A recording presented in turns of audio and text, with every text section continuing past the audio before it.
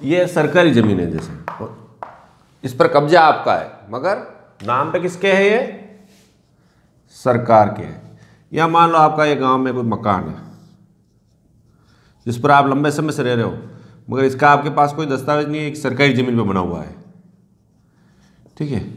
यहाँ आपका एक बाड़ा है जो सरकारी ज़मीन में बना हुआ है, आपके नाम दस्तावेज नहीं है और आप चाहते हो कि इस बाड़े का, इस ज़मीन का या इस मकान का आपके नाम पर दस्तावेज बन जाए, आपके नाम पट्टा बन जाए, आपके नाम पर रजिस्ट्री हो जाए। तो किस प्रकार से कार्रवाई करनी है, क्या कानूनी कार्रवाई होगी, कितना खर्चा आएगा, कितने समय में होगा और क्या क्या दस्तावेज आपको कंप्लीट करने पड़ेंगे, ये इस वीडियो में आपको बताऊंगा। सबसे पहले देखो अपन ये समझते हैं कि ज़मीन, जब तक अपन ज़मीन के बारे में नहीं जान पाएंगे ये मैटर आपको समझ में नहीं आएगा। ज़मीन कितने प्रकार की होती है, ठीक है ना। तो ज़मीन, एक ज़मीन तो हो गई आबादी की ज़मीन, दूसरी ज़मीन हो गई खातेदारी की ज़मीन, ठीक है।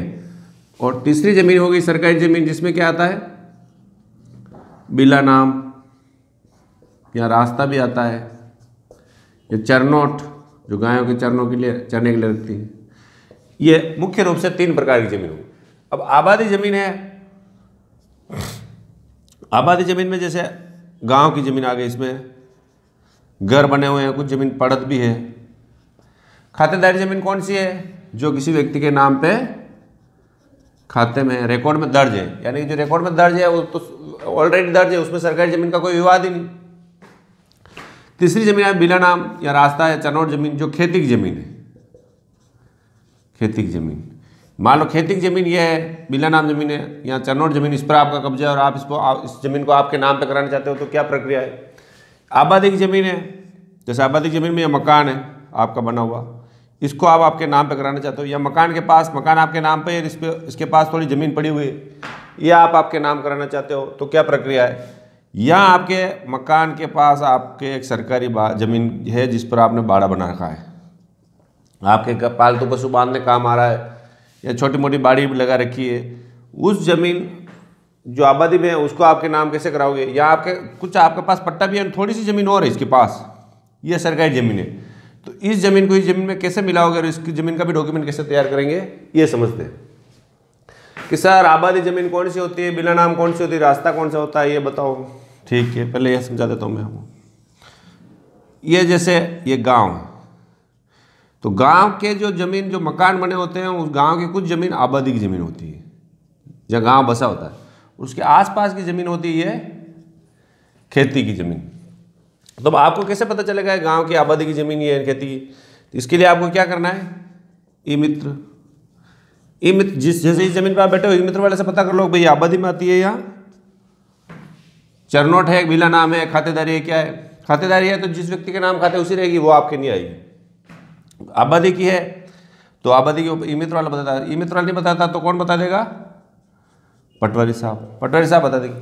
पटवारी साहब कैसे बताते हैं, हर गांव में कुछ ज़मीन गांव की आबादी के लिए होती है, जैसे मैं अभी बताया ना, भले वो 100 बीघा हो, 50 बीघा हो, या 500 बीघा हो, 400 बीघा हो, 200 बीघा हो, ये आबादी जिसमें खेती में काम नहीं आती, वो आबादी के लिए ग्राम पंचायत को दी जाती है, या उस पर पहले से लोग बसे हुए होते हैं।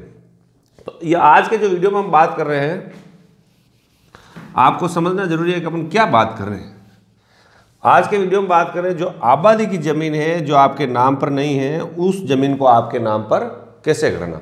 न कि मैं आज के वीडियो में ये बता रहा हूँ कि खेती की ज़मीन है, जैसे बिला नाम है, या रास्ते की या चरनोट की ज़मीन है जिस पर आपने कब्जा कर रखा है, तो उसको आपके नाम पे कैसे कराना, ये इस वीडियो में नहीं बताऊँगा। इसके लिए मैं अलग से वीडियो बनाऊँगा। आज ये बता रहा हूँ आपके गाँव में जो ज़मीन है आपके पास की, उस ज़मीन पर आप किस प्रकार से अपने नाम कराओ। सर शहर वालों को क्यों नहीं बता रहे हो, मैं गांव का हूँ इसलिए प्रायोरिटी गांव की। पहले गांव की ज़मीन जो आबादी में है उसको नाम कैसे कराएं, फिर शहर का बनाएंगे, फिर उसको भी बना देंगे, ठीक है। तब आपको ये तो समझ में आ गया कि आबादी की ज़मीन कौन सी है गांव की, और खेती की और बिला नाम की ज़मीन कौन सी है, कैसे पटवार हल्का से पता चल जाएगा। अब आपको ये भी पता चल गया कि भाई मेरी आबादी की ज़मीन पे इतना कब्जा है, या मेरा मकान बना हुआ है उसका मेरा नाम कराना है, तो क्या करना पड़ेगा। देखो आपका अगर मकान बना हुआ है, ठीक है, मकान बना हुआ है, तो सबसे पहले तो क्या करना है, उसकी लंबाई चौड़ाई, डॉक्यूमेंट में अपन लंबाई चौड़ाई तो लेंगे कितनी अपने नाम पे करानी, और दूसरा क्या लेंगे उसका एक फोटो। मकान बना हुआ नहीं है ना, ऐसे ही प्लॉट है, तो उसकी भी लंबाई इंटू चौड़ाई माप लेनी है आपको, और उसका भी एक लेना है फोटो। और अगर मकान बना हुआ है और उसका लाइट बिल आता है तो आपको क्या लेना है, लाइट बिल, और नल बिल है तो नल बिल। ये दस्तावेज तो आपके पास हो गए। अब इन दस्तावेजों में आपको क्या करना है, आबादी की जमीन का आपको सबसे पहले पट्टा बनाना पड़ेगा। क्या करना पड़ेगा, पट्टा बनाने के लिए आपको क्या करना पड़ेगा, एक आवेदन देना पड़ेगा। कहाँ देना पड़ेगा, ग्राम पंचायत में।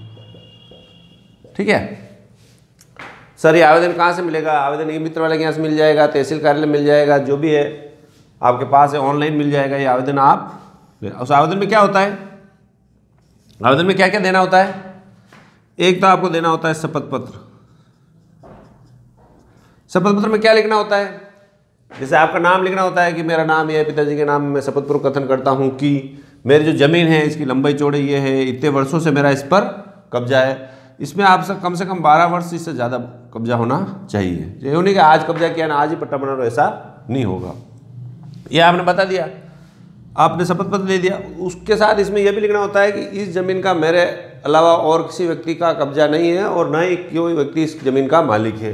एक तो शपथ पत्र दे दिया। दूसरा, 2 पड़ोसियों का शपथ पत्र। भाई आपका कब्जा है इस बात के 2 पड़ोसी तुम देंगे। तो पड़ोसी कौन, जमीन के पड़ोसी हो सकते हैं, पूरे गांव में कोई भी 2 व्यक्ति जो ये बोलेंगे हाँ इस व्यक्ति का इतने सालों से कब्जा है और हम इस कब्जे को देखते हुए आ रहे हैं कि सर हमें पड़ोसी नहीं मिलेंगे, पड़ोसी तो खुद कब्जा करना चाहते हैं, हमें कब्जा नहीं करने देंगे। तो गांव के ले लो, कोई दूर के ले लो, 2 पड़ोसी पूरे गांव में नहीं मिल रहा है तो फिर आपको उस गांव में रहना ही नहीं चाहिए, है ना। 2 पड़ोसी तो आपको मतलब पता करना ही पड़ेगा, पड़ोसी नहीं है तो आपकी रिश्तेदारी पकड़ लो जो गांव के हो। तीसरा, पटवारी रिपोर्ट। ठीक है, पटवारी रिपोर्ट क्या होगी, देखो जैसा कि मैंने समझाया अभी कि ये होगी आबादी की ज़मीन हर गांव में, और ये होगी खेती की ज़मीन, ये बिला नाम है, चरनोट है।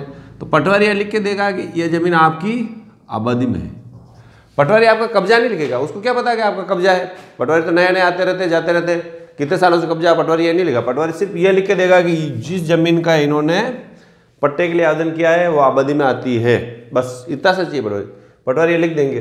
फिर क्या हुआ, ये मोटा काम सबसे है, सरपंच साहब वाला काम। ठीक है, सरपंच साहब क्या लिखेंगे, सरपंच साहब इसमें यूँ लिखेंगे मौके पर आवेदन आप करोगे तो मौके पे आएंगे, वो आए हैं बिली, वो सचिव को भेजे, वो मौके पे उसकी नब्ती करेंगे कि कितनी ज़मीन पे आपका कब्जा है। ठीक है, नब्ती करने के बाद देखेंगे कोई और किसी अन्य व्यक्ति का कोई विवाद तो नहीं है, अन्य का कब्जा तो नहीं है। इसके लिए वो चाहें तो पेपर में भी दिला सकते हैं कि भाई किसी का कब्जा हो तो 7 दिन में हमें सूचित करो, या गांव में पंचायत पे एक लिस्ट चिपका के भी बता सकते हैं कि भाई किसी का कब्जा तो नहीं है इस ज़मीन में। छोटे गांव में मौके पर ऐसे पेपर में निकालने वाली बात होती नहीं है। तो पटवारी सरपंच साहब आए, मौके पर नब्ती कर ली, देख ली, सेटिस्फाइड हो गए। फिर क्या होगा, वो अपनी रिपोर्ट भी साथ में लगा देंगे। फिर क्या होगा, एक फार्म होता है उसमें वो सिग्नेचर कर देंगे, रिपोर्ट का मतलब ये होता है। फिर क्या होगा, वो फार्म कहाँ जाएगा, ग्राम पंचायत में। ग्राम पंचायत में जाए, ग्राम पंचायत में किस में जाता है, कोरम। कोरम क्या होती है, ग्राम पंचायत की मीटिंग होती है हर महीने, कभी महीने में होती है, कभी 2 महीने पर महीने में एक बार होती है, जिसमें कौन कौन बैठता है, सरपंच, सचिव, जो वार्ड पंच होते हैं ना चुने हुए, वो बैठते हैं। तो वो उस कोरम में उस फार्म पर अपना निर्णय देंगे, और निर्णय अगर कोई विवाद नहीं है, किसी प्रकार की कोई आपत्ति नहीं है, तो निर्णय आपके पक्ष में आएगा। और सचिव को आदेश करेंगे कि समुचित राशि लेकर इनके नाम पर पट्टा जारी किया जाए। सचिव जिस उस ग्राम 1000 रुपये से लगाकर 2000 रुपये तक के आसपास ही उसकी पट्टे की राशि की एक रसीद कटाएगा आपके पास, और आपके नाम पर पट्टा बना देगा। उस पट्टे में उस जमीन का वर्णन, उसका माप, पड़ोस, चारों पड़ोस और कौन उसका मालिक है, ये सारा लिखा हुआ अगर पट्टा आपके नाम आ जाएगा। अब आपको क्या करना है, पट्टा बन गया, देखो पट्टेदार हो गए आप। अब क्या करना है, उस पट्टे का पंजीयन कराना है। ठीक है, पट्टे का पंजीयन क्यों कराना है, पट्टा तो बन गया सर, पंजीयन क्यों, क्योंकि पट्टा होता है ना ये 3 माह तक ही होता है, 3 माह तक इसकी वैलिडिटी है। फिर वापस जब आप पंजीयन कराने जाओगे तो वापस उस पर सरपंच सचिव की छाप लगानी पड़ेगी, वापस वही नखरे होंगे। तो तो आपको क्या करना है, 3 महीने के अंदर अंदर उसका पंजीयन कराने के लिए क्या ले जाना है आपको, कुछ नहीं करना है। एक तो पट्टा ले जाना है तहसील में, दूसरा आपका आधार कार्ड ले जाना जिसके नाम पट्टा है, और उसके 2 फोटो ले जाने और 2 गवाह। अब आपके गांव के जरूरी नहीं, कोई भी ले जाओ, और उनके आधार कार्ड ले जाना। और ये 1000 से 1500 रुपये का खर्चा आएगा, कितना। और ये पट्टे की रजिस्ट्री आपके नाम पे हो जाएगी। तो पट्टा हो गया और पट्टे की आपके नाम पे रजिस्ट्री भी हो गई। तो इससे क्या होगा कि आप इस पट्टे के आधार पर इस जमीन पे लोन लो, किसी को विक्रय करो, दान करो, तो आपके पास एक पक्का डॉक्यूमेंट हो गया। ये तो हो गई कागजी बातें। अब क्या होती है, दिक्कत क्या आती है प्रैक्टिकल में, जैसे कि ये मकान है, ये मकान है आपके पिताजी का मकान है, कोई डॉक्यूमेंट नहीं है। अब आप इसका पट्टा बनाना चाहते हो और आपके 1 2 3 भाई और है, वो तैयार नहीं है, क्यों, उनका भी तो कब्जा है या बाड़ा है बड़ा आपके पिताजी का, पर नाम कोई डॉक्यूमेंट ही नहीं है, वो तैयार नहीं है। वो कहते हैं साहब हम आने को तैयार, ना आने को तैयार, ना कुछ कहने को तैयार। उस परिस्थिति में क्या करना है, आपका जितना हक है, 1 2 आधे भाग जो आपका है, उस आधे भाग का आप बना लो। सबका नहीं आ रहा तो उसका जरूरत ही नहीं है। तो इस प्रकार से ये बन जाएगा।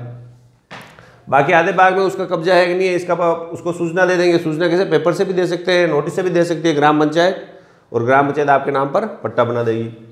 तो इस प्रकार आपकी जो ज़मीन गांव में है उसका पट्टा किस प्रकार से बनता है, जो सरकारी ज़मीन है उसका आपके पास डॉक्यूमेंट आ गया। अब मैं अगले वीडियो में बताऊंगा कि खेती की ज़मीन है, आपके पास कब्जा है, जो सरकार के नाम है, बिल्ला नाम है, चरनोट है, तो उसका आपको डॉक्यूमेंट किस प्रकार से बनाना। मैं हूँ एडवोकेट मुकेश कुमार गोपावत। वीडियो पसंद आया तो लाइक करें, चैनल को सब्सक्राइब करें। Thank you.